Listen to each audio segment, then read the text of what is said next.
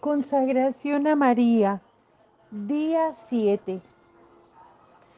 La lección que veremos hoy es acerca del infierno.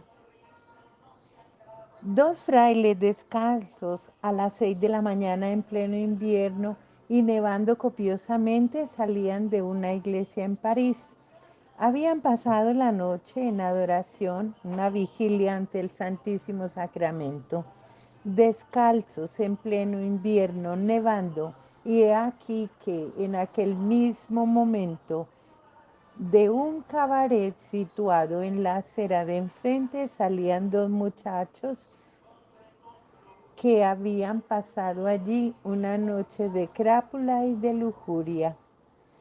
Salían medio muertos de sueño, infundados en sus magníficos abrigos, y al cruzarse con los dos frailes descalzos que salían de la iglesia, encarándose uno de los muchachos con uno de ellos, dijo en son de burla: hermanito, menudo chasco te vas a llevar si resulta que no hay cielo.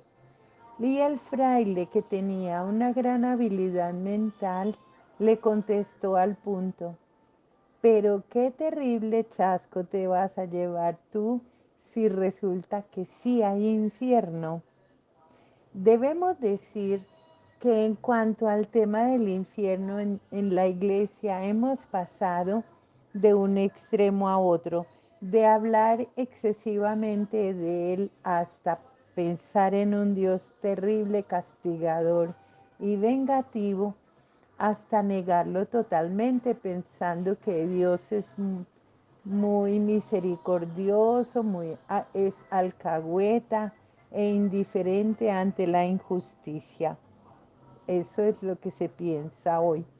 En ambos casos se deforma la imagen de Dios.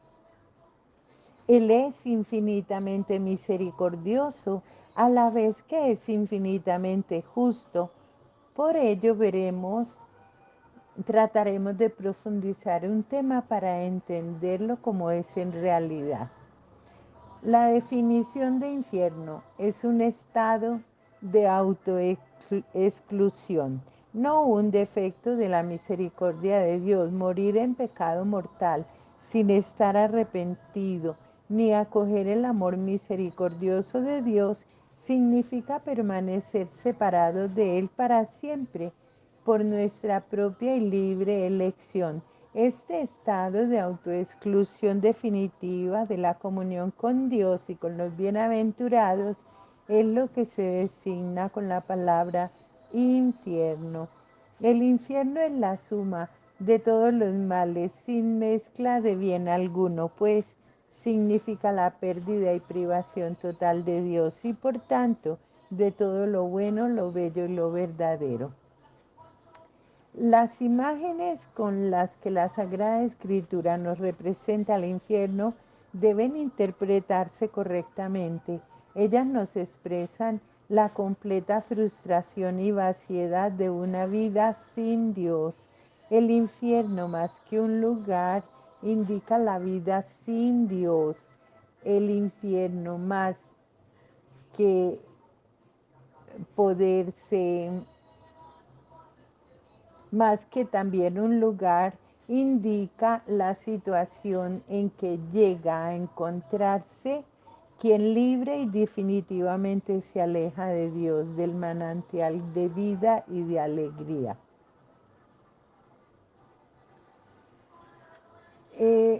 Hubo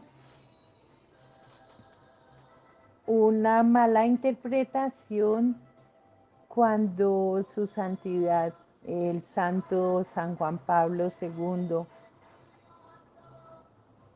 malintencionadamente le fue manipulada sus palabras acerca de este tema por los medios de comunicación cuando afirmaron que el Papa negaba la existencia del infierno. Ante esto hay que decir que él afirmó que el infierno en este momento es un estado del alma, pues aún no se ha dado la resurrección de la carne, y no lo negó en ningún momento. Que sea un estado del alma no significa que no existe.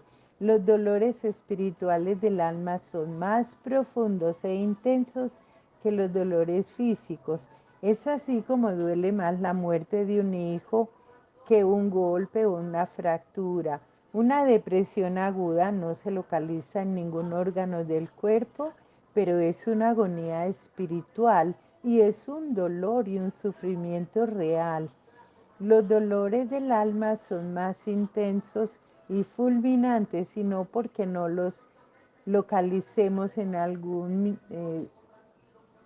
miembro de nuestro sistema o no lo palpemos, dejan de ser reales. El infierno, es decir, la privación total de Dios, vivir sin la presencia de Dios, es la angustia, la tristeza, la depresión, la soledad, la agonía más absoluta. Después de la resurrección de la carne, el infierno no será solo un estado, sino que será un lugar. Cuando nosotros llegamos a la existencia de Dios, hay dos posibilidades. O Dios existe o Dios no existe. En los términos de nuestra respuesta también hay dos posibilidades. O creemos en Dios o no le creemos a Él. Si Dios no existe y apostamos por creer que sí existe, no perdemos nada, puesto que presumiblemente no hay vida después de esta, o recompensa eterna o castigo por creer o no creer. Si Dios existe como quiera que sea y nos ofrece gratuitamente el regalo de la vida eterna y nosotros apostamos por incredulidad que no existe, entonces estamos arriesgando perderlo todo y vivir una eternidad separados de Dios. Si Dios existe y apostamos a que así es, potencialmente estamos ganando la vida eterna y la felicidad. Bien nos dice el Señor que el que cree en Él tendrá vida eterna. Veamos, una persona razonable, aún considerando la posibilidad de que Dios existe en un 50%, debería apostar a que así es, puesto que esa persona se posicionaría a no perder nada si Dios no existe y ganarlo todo si Dios existe, mientras que la persona que apuesta a que Dios no existe se posiciona a no ganar nada si Dios no existe o a perderlo todo si Dios sí existe. Este mismo argumento lógico aplica para la existencia del infierno. Si crees en él y no existe, no pierdes nada, y viviendo el Evangelio habrás llevado una vida feliz. Si crees en él y existe, te librarás de ir a él. Pero si no crees en él y en realidad existe, corres el riesgo de condenarte eternamente al llevar una vida libertina y permisiva. Veamos desde nuestra fe el infierno. En el concilio cuarto de Letrán, realizado en el año 1215, se definieron como verdades de fe sobre el infierno su existencia. Está en el Catecismo numeral 1035. Es una segunda muerte, Apocalipsis 20, del 13 y siguientes. Se nos dice que es el llanto y el rechinar de dientes. Está en muchos capítulos de Mateo.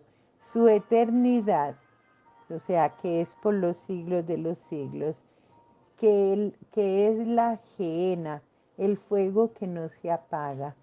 En la parábola del hombre rico que llamamos Epulón, se precisa que el infierno es el lugar de pena definitiva, sin posibilidad de retorno o de mitigación del dolor. Una ruina eterna alejados de la presencia del Señor y de la gloria de su poder. Está en Tesalonicenses 2. Alejados de mí, malditos, id al fuego eterno. Eso lo dice nuestro amado Jesús en el Mateo 25:41. Existen allí dos grandes castigos, la pena de daño y la de sentido. Mateo 25:31 al 46. ¿Qué es la pena de sentido? Se llama así porque el principal sufrimiento que de ella se deriva proviene de cosas materiales o sensibles, afecta desde ahora a las almas de los condenados y a partir de la resurrección universal afectará también a sus cuerpos. La pena de sentido consiste principalmente en el suplicio del fuego que atormenta no solamente los cuerpos, sino también las almas de los condenados.